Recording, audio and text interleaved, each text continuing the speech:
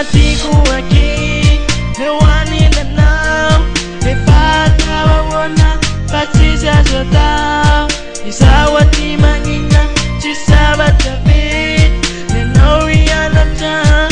hani apit, malayin ko, sa chininaw sanaw, itong manya, sa chitsa kay kinaw, nawirin yan, nuwa tupupaw, kasi sa sotao meron dyan na, Anilanao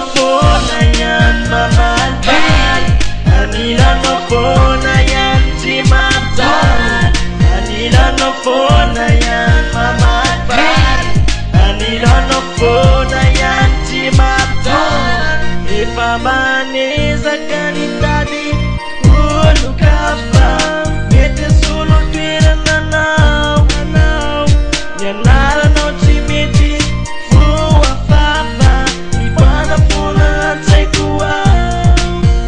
ganaw rin yan, nutik kwento tan, rayin wow, sa titsa Anilanao,